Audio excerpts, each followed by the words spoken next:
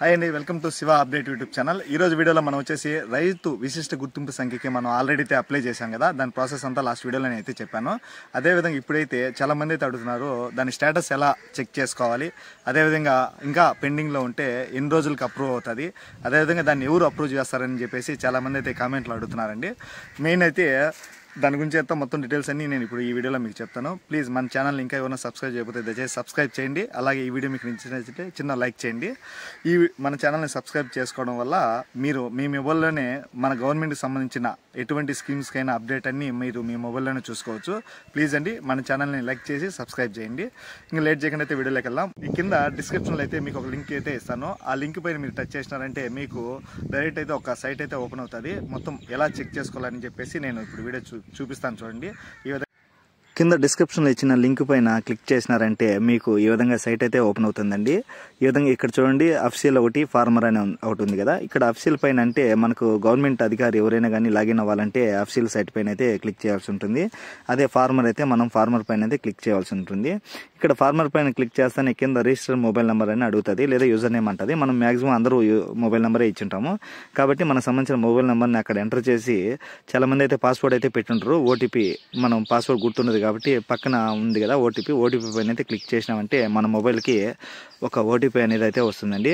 ఆ ఓటీపీ వచ్చిన 6 డిజిట్స్ ఓటీపీని అయితే మనము ఇక్కడ ఎంటర్ ఓటీపీ అనేది కదా ఇక్కడైతే ఎంటర్ చేయవలసి ఉంటుంది. వన్స్ ఆ ఓటీపీ ఎంటర్ చేసిన తర్వాత కింద అయితే ఒక క్యాప్షన్ కోడ్ అయితే ఉంటుంది. దాన్ని ఆ పక్కన ఉన్న ఖాళీ ప్లేస్లో అయితే మనం ఎంటర్ చేసి కింద లాగిన్ అని ఉంది కదా దానిపైన అయితే క్లిక్ చేయవలసి ఉంటుంది. ఈ విధంగా ఎప్పుడైతే మనం క్లిక్ చేస్తామో మనకైతే ఒక సైట్ అయితే ఓపెన్ అవుతుందండి. ఇది కొంచెం సైట్ బిజీగా ఉంది కాబట్టి మనకు నిదానంగానే ఓపెన్ అవుతుంది. మొత్తం ఈ విధంగా ఓపెన్ అయిన తర్వాత మనకి లాస్ట్లో మన స్టేటస్ అయితే ఇక్కడ చూసుకోవచ్చు. సైట్ కొంచెం బిజీగా ఉండడం వల్ల మనకైతే కొంచెం టైం అయితే తీసుకుంటుందండి. అందరూ కొంచెం ఓపికగా అయితే దీన్ని వెయిట్ చేయండి. చూడండి ఈ విధంగా మనకైతే సైట్ అయితే ఓపెన్ అవుతుంది. ఇక్కడ సెకండ్ ప్లేస్లో అయితే వ్యూ చూపిస్తా చూడండి. సెకండ్ ప్లేస్లో ఉన్నది మనకు చెక్ ఎన్రోల్మెంట్ స్టేటస్ అనేది కదా పైన సెకండ్ నుంచి దానిపైన అయితే మనం క్లిక్ చేయాల్సి ఉంటుంది. ఆ విధంగా దానిపైన క్లిక్ చేస్తే మనం అయితే మన అప్లికేషన్ ఎలా స్టేటస్ అప్రూవ్ అయిందా లేదా పెండింగ్లో ఉందా అనేది చూపిస్తుంది. కొంచెం సైట్ అయితే బిజీగా ఉంటుంది, వెయిట్ చేయండి. చూసారా నాదైతే అప్రూవల్ స్టేటస్ వచ్చేసి అప్రూవ్డ్ అయితే అయింది. మీరు ఏదో విధంగా మీకైతే మీ అప్రూవ్డ్ అయింటే అప్రూవ్డ్ అని ఉంటుంది, లేదా పెండింగ్ ఉంటే పెండింగ్ అని ఉంటుంది.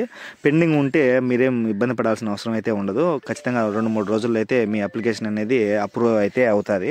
చాలామందికి అయితే పెండింగ్ అనే ఉంది.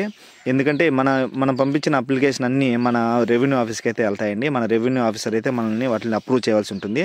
మనం ఎంటర్ చేసాం కదా ల్యాండ్ డీటెయిల్స్, ఆ ల్యాండ్ డీటెయిల్స్ అన్నీ కరెక్ట్గా ఉంటే వాళ్ళు అప్రూవ్ అయితే చేస్తారు. వన్స్ అప్రూవ్ అయితే మనకైతే ఏ విధంగా స్టేటస్ అప్రూవ్ అని అయితే